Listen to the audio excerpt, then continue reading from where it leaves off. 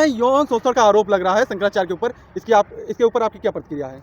देखिए, जो आरोप लगा है, जिसने समझने की बात यह है कि जिसने आरोप लगाया है जी वो व्यक्ति, उसके ऊपर 21 से ज़्यादा मुकदमे हैं। जी उसके ऊपर गौ हत्या का आरोप लगा है, गैंग रेप का आरोप लगाया है। ऐसे व्यक्ति जो सनातन धर्म के सबसे उच्च सीन पद पे बैठा है, जो सबसे बड़े पद पे बैठा व्यक्ति अभिव्यक्तानंद जी, जिनको हमारे धर्म में भगवान कहा जाता है, ऐसे शंकराचार्य पे इस तरह से जो आरोप लगाया है निराधार है। ये कहीं ना कहीं हमें जो लगता है ये सरकार जो इनको संरक्षण दे रही है, जिसने आरोप लगाया है।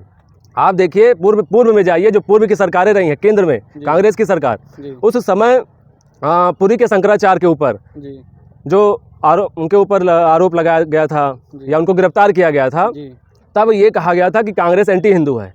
वहीं जब सपा की सरकार आती है तो इन्हीं शंकराचार्य जी के ऊपर लाठियां बरसाई गई। तो अखिलेश यादव को भी यही कहा गया कि ये एंटी हिंदू है, सनातन विरोधी है, हिंदुत्व के विरोधी हैं। लेकिन वर्तमान सरकार क्या कर रही है? सबसे बड़ा प्रश्न आज हिंदू जनमानस का यही है कि जिस तरह से शंकराचार्य जी के ऊपर ये आरोप लगा है, एक राजनीतिक षड्यंत्र है जो हम लोग समझ रहे हैं। ऐसे में हम ये मांग करते हैं और हिंदू जनमानस जानना चाहता है, और शंकराचार्य जी तो मुखर होकर बोल रहे हैं कि इसका जो है आप जांच कराइए, हम तो शासन का, प्रशासन का, न्यायालय का साथ देंगे, तो जांच होनी चाहिए। लेकिन दुखद विषय यह है कि इतने बड़े पद पे अगर कोई बैठा हुआ व्यक्ति है, उसके ऊपर मात्र एक राजनीतिक षड्यंत्र के तहत इस तरह से आरोप लगाया जा रहा है, तो ये बहुत ही हम लोग का दुर्भाग्य है।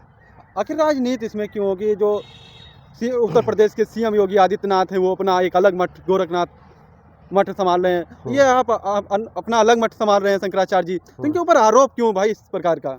देखिए, आरोप जब माघ मेला चल रहा था, आपने भी देखा कि उसमें जिस तरह से उनको पालकी से जाने से रोका गया, उसके बाद ये विवाद बढ़ा। विवाद बढ़ा तो अब उन्हीं के उप मुख्यमंत्री, उसी सरकार के उप मुख्यमंत्री बटुकों को बुलाकर सम्मान देते हैं।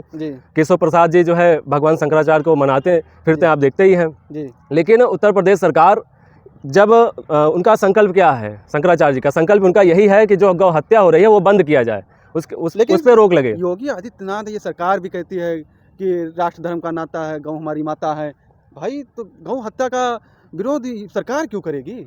नहीं, गौ हत्या का विरोध आप देखिए, सबसे ज़्यादा जो बीफ है उत्तर प्रदेश से ही सप्लाई हो रहा है बाहर, तो ऐसे में गौ हत्या बंद होनी चाहिए। और ये डाटा बोलता है कि इस सरकार में गौ हत्याओं, सबसे ज़्यादा गौ हत्या हो रही है। ये हम आप नहीं बोल रहे हैं उसी के लिए शंकराचार्य जी आंदोलन के लिए बाध्य हैं, आंदोलन कर भी रहे हैं। अब उनके आंदोलन को रोकने के लिए उनके ऊपर एक षड्यंत्र के तहत, इस तरह से राजनीतिक विद्वेष के तहत जो कार्य किया जा रहा है, बिल्कुल गलत है। इससे सभी सनातन धर्मावलंबी जो है उनकी भावनाएं आहत हुई हैं। एक हमारे जो सबसे सर्वोच्च पद पे आसीन व्यक्ति, उसके ऊपर इस तरह से आप आरोप लगा रहे हैं, ये बिल्कुल निराधार है। और आने वाले चुनाव में जिस संत महात्मा ने जिनको कुर्सी पे बिठाया, आज उन्हीं के खिलाफ ये षड्यंत्र रचा जा रहा है। कितने संत महात्मा हैं अयोध्या में, देखिए आप।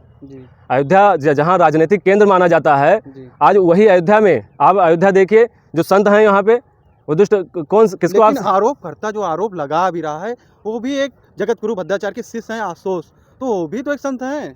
देखिए, कौन संत है? आशुतोष शिष्य तो हैं, उनके शिष्य हैं। नहीं, आशुतोष जो, अरे भैया, जिसके ऊपर गैंग रेप का आरोप लगा उसको आप संत कहेंगे? जिसके ऊपर गौ हत्या का जो है आरोप लगा उसको संत कहेंगे आप? 21 से ज़्यादा मुकदमे जहां दर्ज हुए जिसके खिलाफ, उसको संत कहेंगे आप? ये सिर्फ और सिर्फ राजनीति के तहत उनके आंदोलन को रोकने का प्रयास किया जा रहा है।